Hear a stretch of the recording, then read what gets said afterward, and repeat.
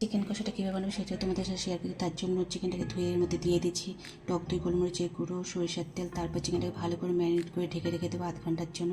এদিকে একটা মশলা তৈরি করে নেবো, তার জন্য মিক্সার জারে দিয়ে দিচ্ছি টমেটো, রসুন, আদা আর কাঁচা লঙ্কা। তারপর মশলার পেস্টটাকে এক সাইডে রেখে গ্যাসে একটা কড়াই বসিয়ে তাতে সরষের তেল গরম করে নিয়ে এর মধ্যে ফোড়নে দিয়ে দেবো গোটা জিরে, এলাচ, দারচিনি, তেজপাতা।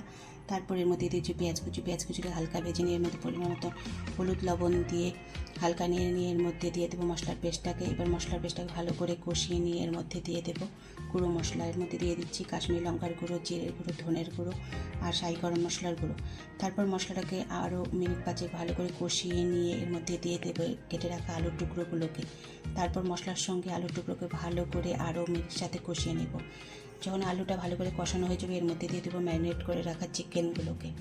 তারপর ভালো করে মশলা আর আলুর সঙ্গে চিকেনটাকেও হাই ফ্লেমে 10 মিনিটের মতন কষিয়ে নেব। তারপর ঢাকা দিয়ে যতক্ষণ না চিকেন আর আলুটা ভালো করে কষছে এইভাবেই একবার নেড়ে দেবো, একবার ঢাকা দিয়ে লো আছে কিন্তু ততক্ষণ করে যাব যতক্ষণ আলু আর চিকেনটা ভালো করে না কষা হয়।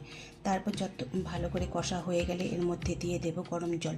তারপর মিনিট 10 মতন ভালো করে ফুটিয়ে নিয়ে নামিয়ে নিলেই কিন্তু আমার রেডি একদম চিকেন কষা।